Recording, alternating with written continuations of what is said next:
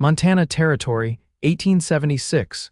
The wind blew cold and sharp across the open land, but it was not the snow that made Eliza Carrow's eyes sting as she stepped down off the stagecoach in the town of Dry Creek. She was used to stares. She was used to the way people looked at her like she did not quite belong, like she had grown too tall, too fast, and never stopped. But here, in a town of strangers, the whispers felt sharper. "Lord, look at her," muttered a woman near the mercantile. "She's taller than most men. Girl looks like she ought to be wrangling cattle, not wearing a dress," another man chuckled. Eliza held her head high, even though her throat burned. She stood 6 feet and an inch, and there was not a thing she could do about it. Her worn boots hit the dirt road with purpose, not pride. She had not come here to be seen, she had come here because she had nowhere else to go. Her uncle had passed in the spring, and the ranch in Kansas was sold out from under her. So she came west, where she heard work might be found. Even if it meant breaking horses or hauling feed, anything to earn her keep. That was when she saw him. He was across the street, tying off a saddled roan to the post outside the general store. He was tall, not quite as tall as her, but close, broad in the shoulders, with a sun-darkened face and light brown hair that curled just under his hat. His eyes met hers across the road, not a flicker of mockery, just steady, quiet interest. Eliza looked away first.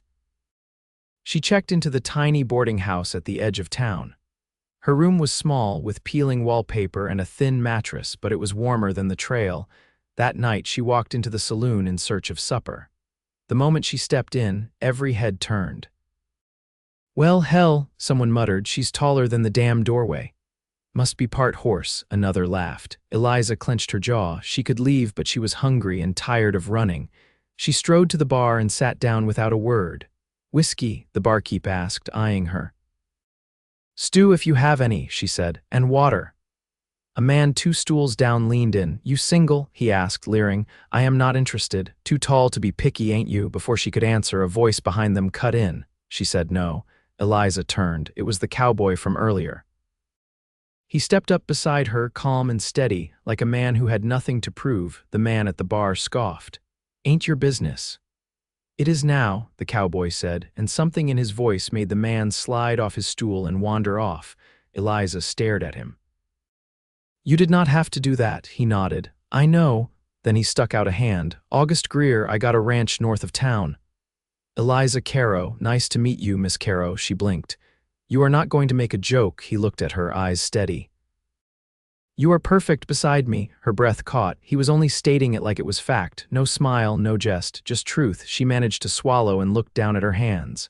"Thank you. Do you have work?" he asked. "No," she said. "I am looking.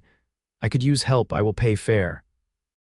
"Board too, if you want it." She looked up at him. "You do not know anything about me." "I know you walked into a room full of cowards and never flinched. That tells me enough." Eliza did not respond right away. Her chest felt tight, but not in a bad way. The stew arrived. He moved to the stool beside her and ordered his own. They ate in silence, but it was not uncomfortable. Something about his presence settled her. By morning, she rode out with him. August's ranch was a half-day's ride north, nestled against the pines. It was not large, but it was clean and quiet, with a strong fence line and a few dozen cattle. He had one ranch hand, an older man named Roy, and 2 boys, the sons of August's late brother, both under 10. "This is Caleb," August said, introducing her to the older one, "and this is Charlie." The boys stared up at her wide-eyed. "You are tall," Charlie said. "So are trees," Eliza said. "And people like trees." The boys giggled. That night, Eliza slept in a small spare room off the main house. The walls were bare, but the bed was soft, and the silence of the land outside wrapped around her like a comfort she had not known in years. She woke before dawn, pulled on her boots, and stepped outside. August was already in the corral, working a skittish colt. "Want help?" she called. He nodded. "I figured you would be up early." "I do not sleep much. I guess that too." She saddled another horse and helped him run the colt.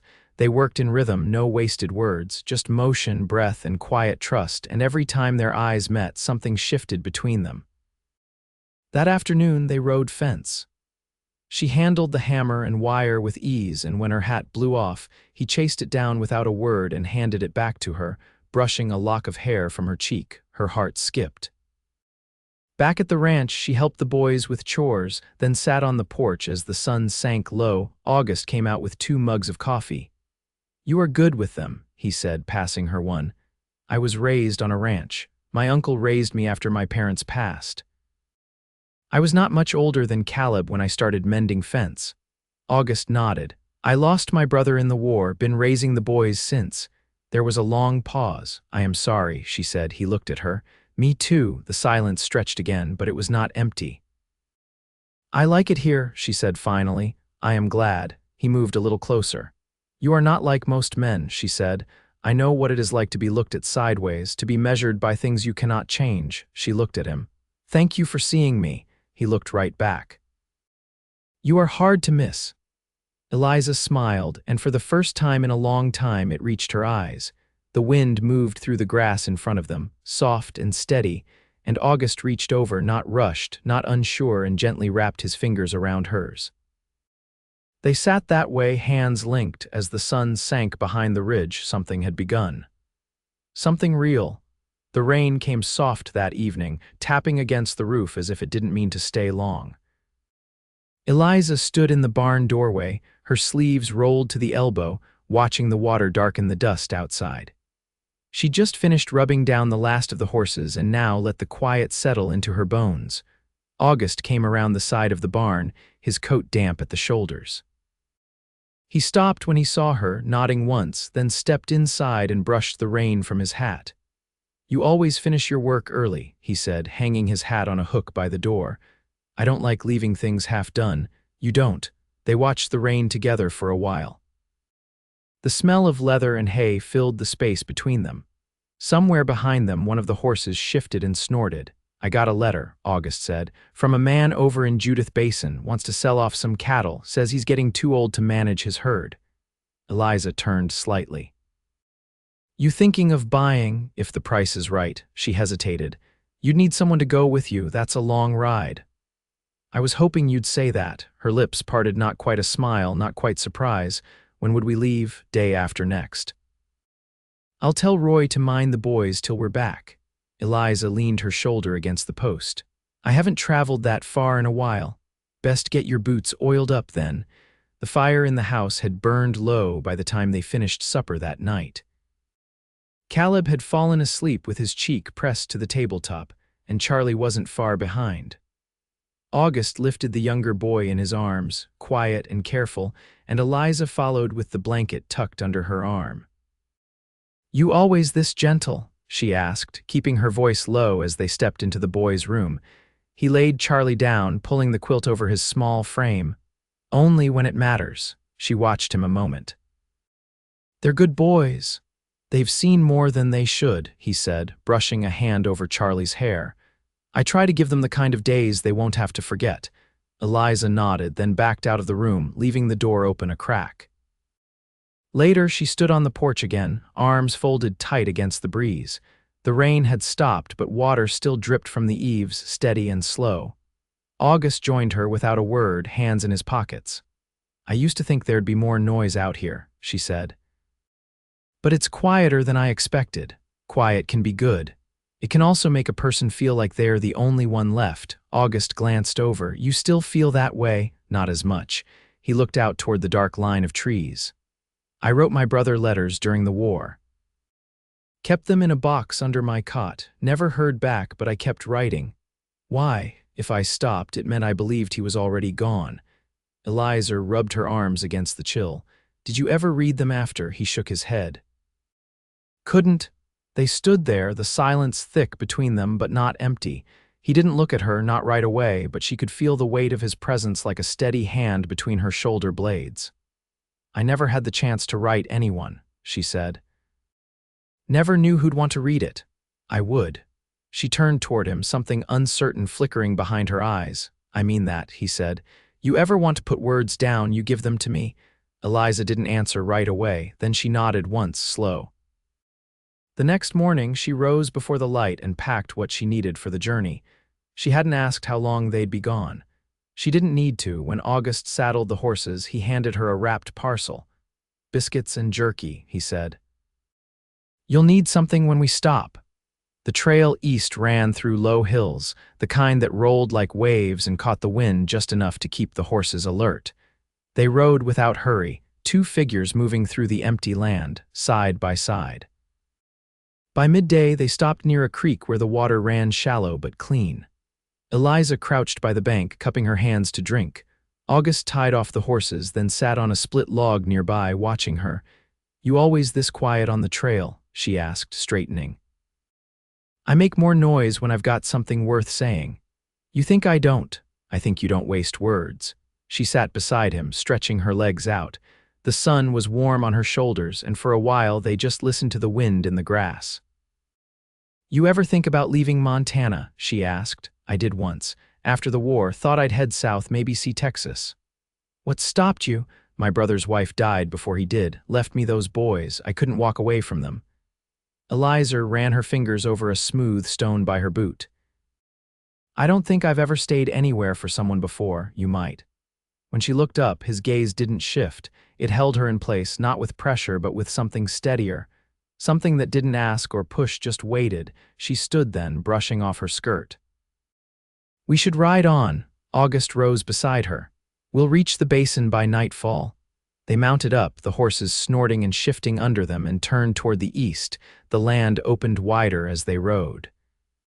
And though the wind was strong and the trail rough in places, Eliza felt something unfamiliar beginning to settle in her chest, not restlessness, not fear. It felt like belonging.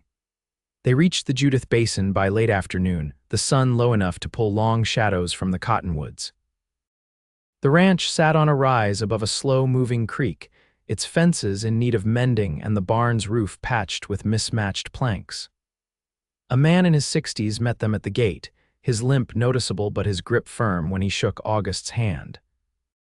"Name's Dane Hollies," he said, his gaze slipping briefly to Eliza as he tipped his hat. "Heard you might be coming." "Appreciate you waiting," August replied. "This is Eliza Carrow. She rides with me." Dane nodded. "You don't see a woman ride fence much out this way." "You don't see many who can," Eliza said. Dane chuckled. "Fair enough." Inside the house, they sat at a rough-hewn table while Dane poured coffee and laid out the details of the sale. The herd was smaller than expected, but sound. August listened, quiet and deliberate, while Eliza kept an ear on the numbers and an eye on the way Dane's hand trembled when he reached for his cup. "You got someone to help you move the rest?" August asked. Dane shook his head. "My son went north 2 winters ago." "Doesn't look like he's comin' back." "I can send one of my men when the weather turns," August offered. The older man's eyes softened. "That'd be a kindness." They bedded down in the hayloft that night, the air cold enough that their breath hung in the dark. Eliza lay wrapped in her coat, the scent of dry hay and horse sweat around her. August was a few feet away, quiet but not asleep.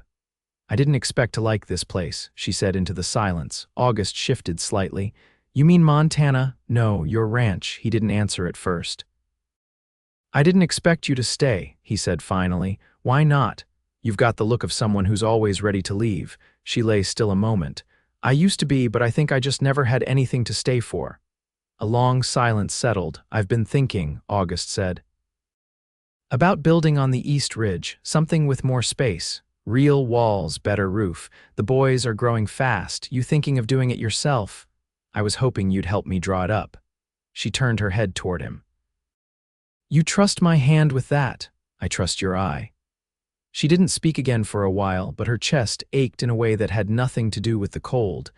They rode back with the cattle 2 days later, August driving from behind while Eliza kept the herd from drifting near the bluffs. The wind was sharp, but the sky held clear. By the time they reached the ranch, Roy had the fire going and the boys were waiting on the porch, boots thudding as they ran out to greet them. "Did you see any bears?" Charlie asked, eyes wide. "Just one," Eliza said. "But he was more scared of me than I was of him." August met her gaze as she swung down from the saddle. She didn't need to say it aloud, but something passed between them as the sun settled behind the barn. He knew she was home. That evening she helped the boys wash up while August split kindling out back. Caleb sat on the edge of the tub, feet dangling. "Are you going to stay forever?" he asked. Eliza dried her hands on a towel and knelt beside him. "I might." Charlie leaned in behind his brother. "You should." Later, after the boys were asleep, Eliza stepped outside to find August checking the fence line along the west pasture. She joined him, pulling her coat tight against the wind. "I've been thinking about what you said," she murmured. He glanced over. "If you build that house," she said, "you'll need someone who knows how to set beams straight." "I will." "And someone who knows which way the wind cuts through in winter." "That too." She turned to face him fully. "And the boys, someone ought to be here when they outgrow their boots every other month." He didn't smile, but his eyes warmed like coals caught in the draft. "You offering?" "I'm saying I'd like to stay if you want me to." August reached out, slow and sure, and took her hand in his. His thumb brushed across the back of her knuckles, rough and gentle. "I want you to build it with me," he said. "Not just the house." She stepped closer until there was no wind between them, no space the land could stretch. "All right," she said. "Then let's build it right." And when he leaned in, it wasn't sudden. It was steady, like the turning of the seasons, like trust laid down one fence post at a time. His mouth met hers with quiet certainty, and she felt the ground shift beneath her, not like it was falling away, but like it was becoming solid at last. They stood there, hands clasped, breath mingled as the night deepened around them. Not alone. Not anymore. Spring touched the valley in quiet ways, buds pushing along the cottonwood branches, the creek swelling just enough to carry more sound through the grass, the scent of thawed earth rising with the dawn. Eliza stood barefoot on the porch, sleeves rolled, a coffee tin resting on one hip as she scattered feed for the chickens scratching beneath the rail. Inside, August's hammer fell steady against the frame of the new addition, each strike measured and sure. He'd started the east wall first, where the morning sun came in strongest. The boys had helped on weekends, Caleb hauling nails with a seriousness beyond his years, Charlie more interested in measuring everything twice, even the dog's tail, just to be sure. Eliza had drawn the plans for the lean-to pantry and the wider windows in the kitchen, her pencil lines crisp against the worn paper they'd salvaged from the mercantile's shipping crates. August never questioned her sketches. He only built them. "You missed the red one," Charlie called from beneath the porch, pointing at a hen that had wandered too far. Eliza tossed another handful of seed. "She'll come back when she's ready." "You always say that," he said, crawling out with a piece of chalk in his fist. "She always does." The boy studied her as he knelt to draw a crooked horse beside the steps. "Were you always tall?" "I was taller than most men by the time I turned 16. Charlie frowned. "Was it hard?" "For some folks," she said, kneeling beside him. "But not for me." He looked up. "Why not?" "Because I stopped caring what they thought." He seemed to chew on that a moment before nodding and going back to his drawing. August stepped out, wiping his hands on a rag. His sleeves were pushed to the elbow, sawdust clinging to the front of his shirt. He didn't speak, just crossed to her and handed her a folded piece of paper. "What's this?" "Bill of sale. Dane signed it over last week. I meant to show you sooner." She unfolded it, scanning the lines. "You added my name. It's your herd too." She looked up. "You're sure?" "I've never been more." She folded the paper again, slower this time, and slipped it into her apron. "Come see the beams before we raise them," he said, nodding toward the frame. She followed him through the half-built doorway, where sunlight hit the floor joists in a long golden stripe. He pointed to the cross brace he'd carved at the peak. "Used the oak from that fallen tree up near the ridge." "Thought it'd hold longer." "It'll hold," she said, running her hand along the grain. "You cut it clean." "I was thinking," he said, brushing sawdust from his arm, "about putting the bed near the window. Might be good to wake up with the trees." She turned toward him. "You said the house was for the boys." "It's for all of us." Her breath caught, not sharp, just enough to make her still. "You saying you want me in that room?" "I'm saying you're already part of it." She stood quiet for a long moment, fingers resting on the wood. "I haven't shared a room since I was a child," she said. "Didn't think I'd want to again."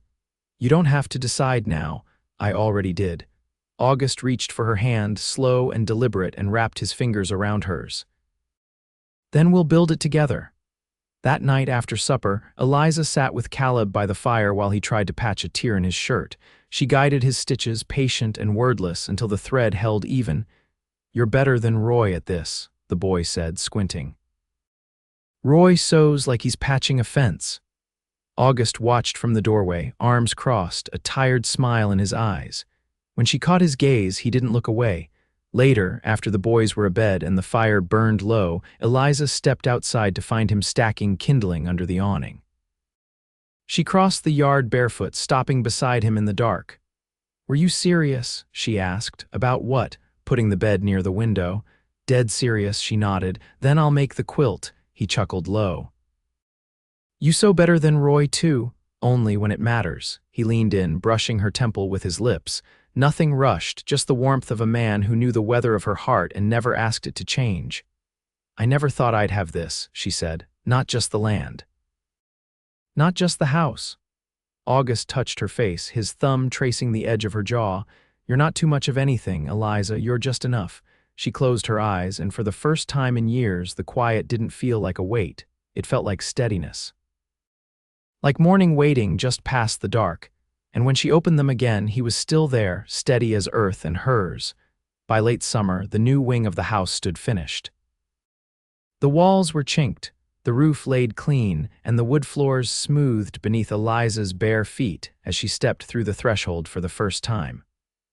August had carved a ridgepole finial shaped like a pine bough at her request. It hung above the window where the dawn would touch the bed each morning. Roy had taken the boys fishing upriver that afternoon, granting the house a rare hush. August was on his knees near the hearth, setting the final stone into the firebox. His shirt clung to his back with sweat, and his hair curled damp beneath his hat brim. Eliza watched him work from the doorway, one hand resting on the frame she'd helped raise.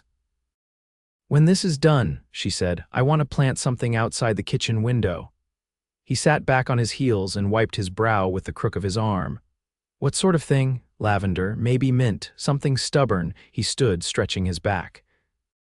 "Seems fitting." She stepped closer, brushing dust from his shoulder. "It's strange," she said. "I used to think walking away from things made me strong." August didn't speak. He reached for her hand and held it between theirs, rough palms warm against her fingers. "I think staying," she said, "takes more." He looked at her for a long moment, then kissed her temple, slow and steady. "You built this with me," he said. "It's yours as much as mine." That night they slept in the new room, the window cracked just enough to let in the sound of cottonwood leaves turning in the breeze. The quilt she'd stitched lay across their legs, still smelling faintly of sun and soap. August curled beside her, one arm draped over her waist. "Did you ever think it'd be like this?" she asked into the dark. "I didn't think much past the next day," he said. "Not until you—" She turned toward him, their noses nearly touching. "You ever worry it'll go wrong?" He brushed her hair behind her ear with a gentleness that came from knowing loss. "No, because if it does, we'll hold it together, the way we always have." The harvest brought long days and sore backs.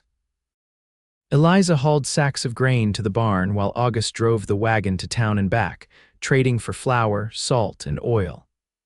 The boys started school again, riding into Dry Creek with Roy each morning, their boots dusty and their lunch pails swinging from their saddles.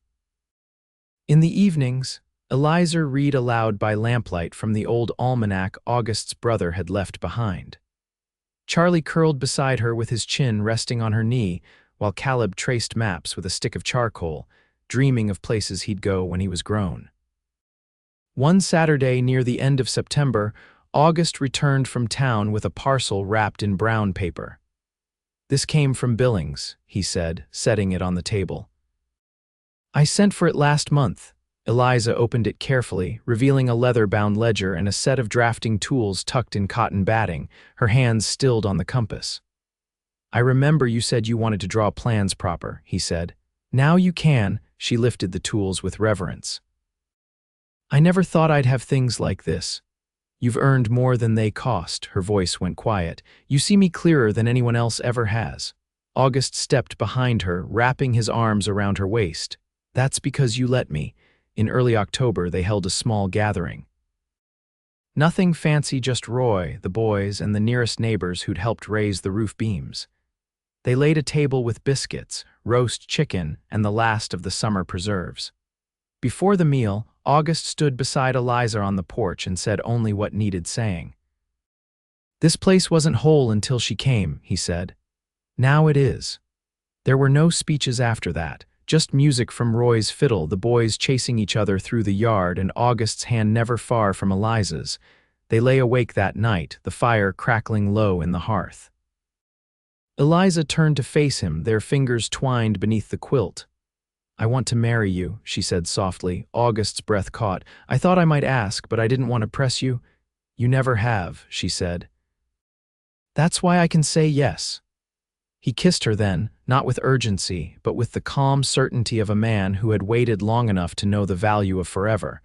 They were married 2 weeks later under the cottonwoods by the creek. Roy stood beside August and the schoolteacher from town read the vows.